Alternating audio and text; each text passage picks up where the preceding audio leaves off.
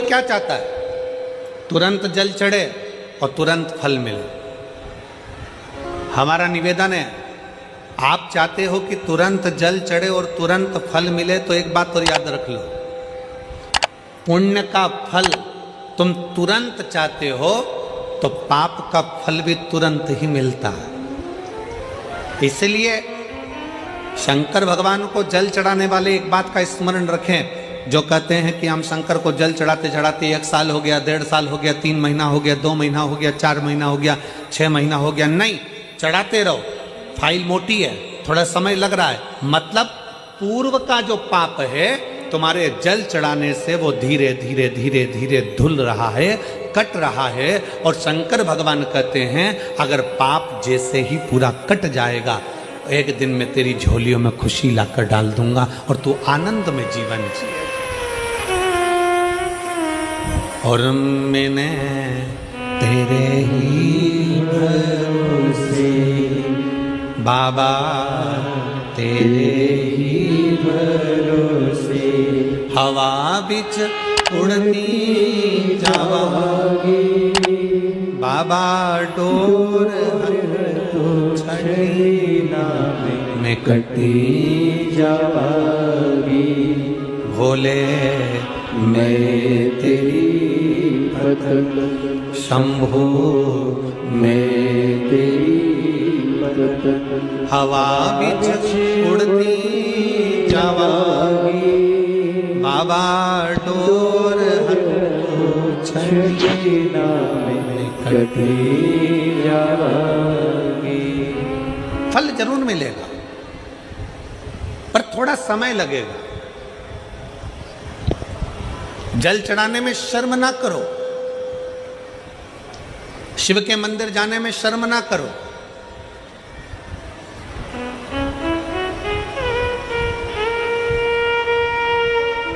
कितना भी पैसे वाले हो, कितने भी करोड़पति हो, कितने भी धनपति हो, तुम्हारे घर में 25 नौकर लगे हो, तुम्हारे घर में 50 नौकर लगे हो, पर तुम्हारे नजदीक में अगर कहीं शिव महापुराण की कथा कुबेरेश्वर बाबा की कृपा से हो रही हो और कुबेर भंडारी अगर कथा कर रहा हो, तो ये विचार कर कर जाना कि मेरे धन दौलत तो एक तरफ, एक बार मुझे पंडाल में बैठकर बाबा की कथा कर तत्व ग्रहण करना है, वो अपनी तरफ।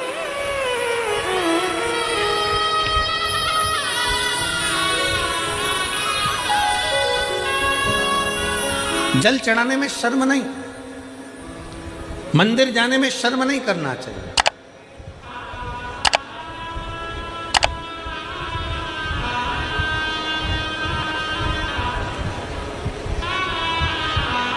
बड़ा मन दुखता है कभी कभी देखकर, सिख पगड़ी बांधता है तो अपने आप को गर्व महसूस करता है,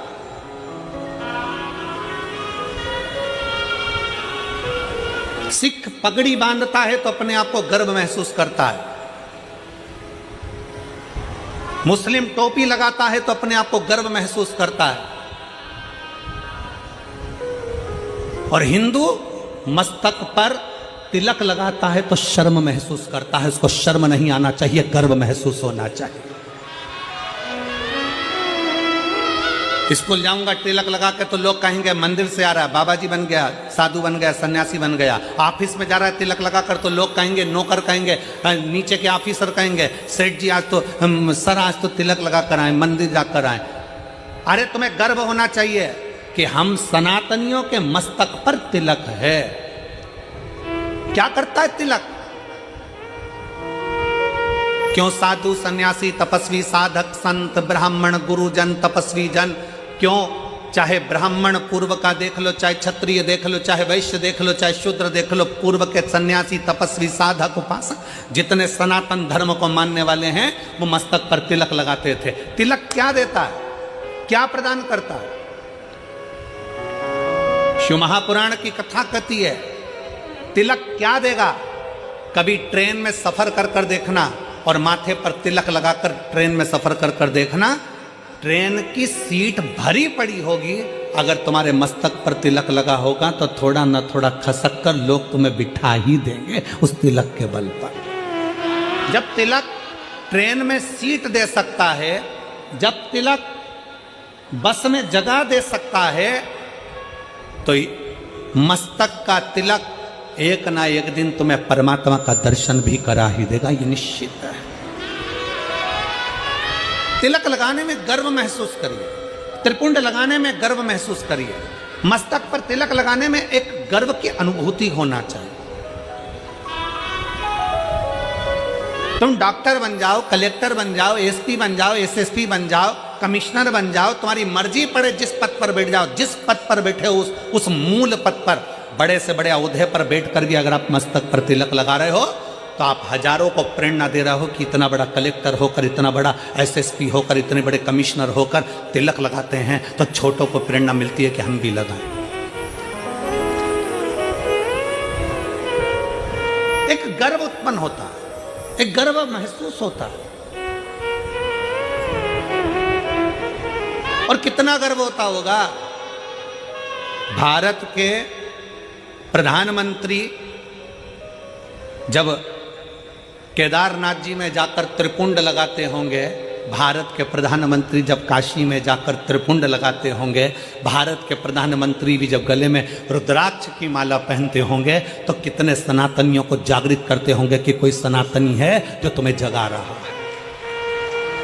वो त्रिपुंड लगाकर मस्तक पर तुमसे ये नहीं कहेंगे कि तिलक लगाओ, वो गले में रुद्राक्ष की माला पहनकर तुमसे नहीं कहेंगे प्रधानमंत्री जी की गले में रुद्राक्ष की माला पहनो, पर वो मस्तक पर त्रिपुंड लगाकर गले में रुद्राक्ष की माला पहनकर लाखों करोड़ों को एक मार्गदर्शन करेंगे कि जब मेरे जैसा इतना ऊपर बैठने वाला भी किसी से डरता नहीं और मस्तक पर त्रिपुंड और तिलक लगा सकता है, तो तुम किससे डरते हो? तुम भी अपनी जिंदगी सहजता से जियो।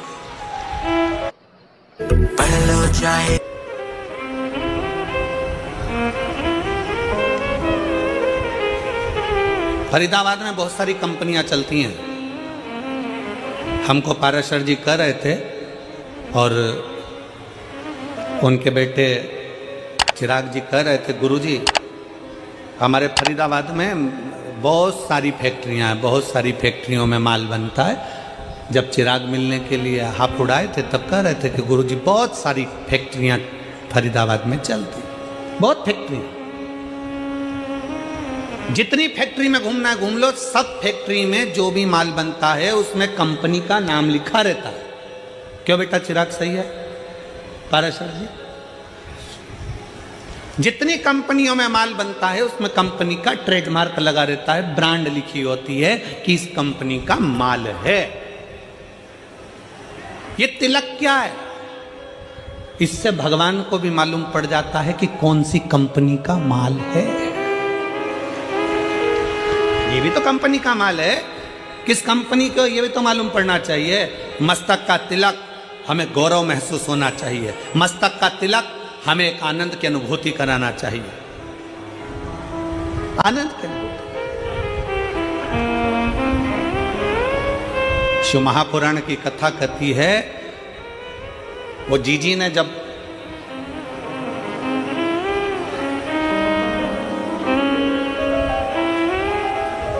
दीपावली के एक दिन पहले, छोटी दिवाली के दिन उन्होंने कहा कि गुरुजी भगवान देने में बहुत देरी कर देता। हम कहते भगवान को धन्यवाद दो कि देने में देरी कर रहा है, जल्दी देगा तो जल्दी ले लेगा, थोड़ा देने में देरी कर, एक पत्र देन दो, धन्यवाद क्यों उसको,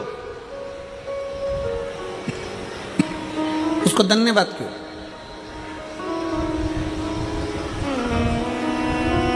थोड़ा समय भले लग जाए। एक माँ गर्भ में बच्चा होता है तो भगवान से कहती है भले समय लग जाए पर बच्चा स्वस्थ देना, उसको कोई बीमारी मत दे देना, भगवान उसको अच्छा दे, थोड़ा समय लग जाए पर फल अच्छा दे।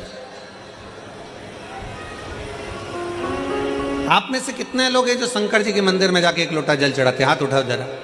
सब चढ़ाते हो? रखो रखो रखो, वापिस रखो। बहुत बहुत साधु बात है, चढ़ाना चाहिए। किसी को 1 साल हो गया, किसी को 3 महीने हुए, किसी को 6 महीना हुआ, किसी को 2 साल हो गया, किसी को 5 साल हो गया, किसी को 4 साल हो गया।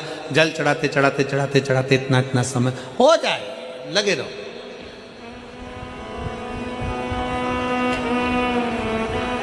उसको दिल से, भाव से।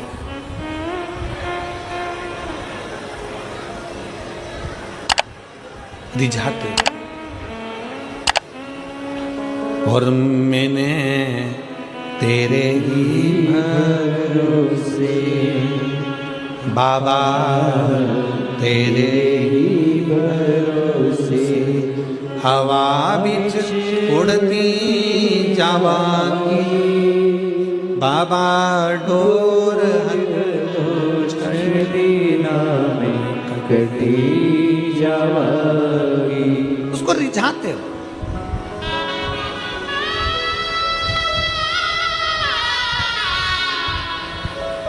शिव महापुराण की शुरुआत एक देवराज नाम के ब्राह्मण से होती है, जो कभी शंकर के मंदिर नहीं गया था, जो कभी शंकर के शिवालय नहीं गया था, जो कभी शंकर का मंदिर नहीं देखा था, जो कभी शंकर का शिवालय नहीं देखा था, जिसने कभी शंकर का गुणगान नहीं किया था, ना कभी शंकर की कथा सुनी।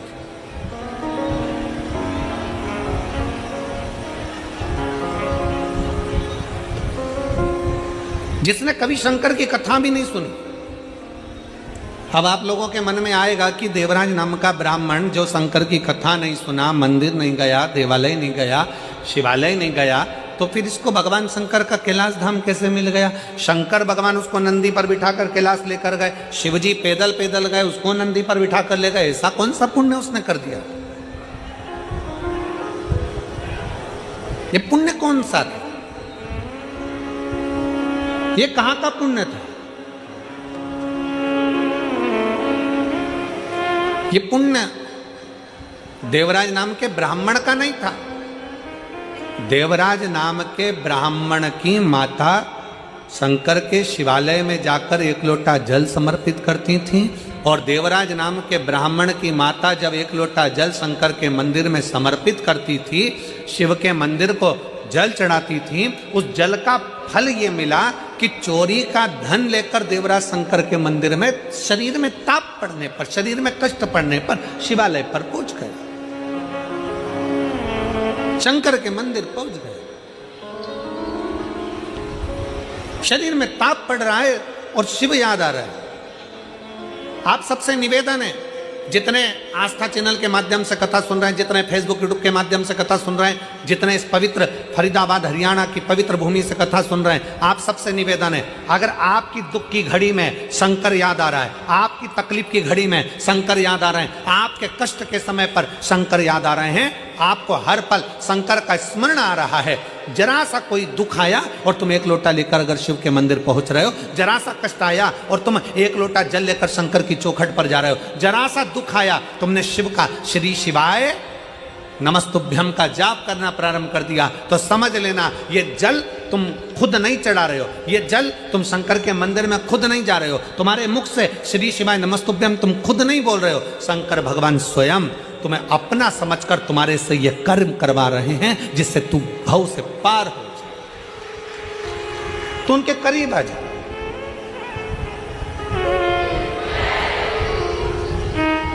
कोई दूसरा नहीं करवा रहा है, शिव स्वयं, शंकर स्वयं करवा। एक पत्र का है शंकर के प्रति, हमारा एक लोटा जल जो हम शंकर के मंदिर में लेकर जा रहे हैं, हम एक लोटा जल जो शिव जी को चढ़ाने के लिए जा रहे हैं, उस शंकर को चढ़ाने वाला एक लोटा जल हमारे कितने विश्वास को प्रबल करता है।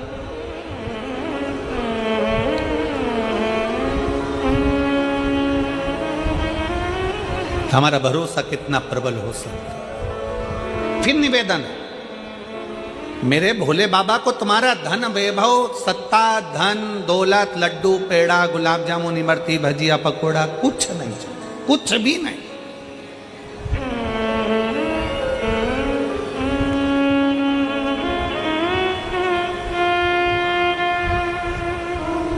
वो एक लाइन बोलते हो ना कि भगत के वश में बस भाव बिना ये कुछ भी नहीं है।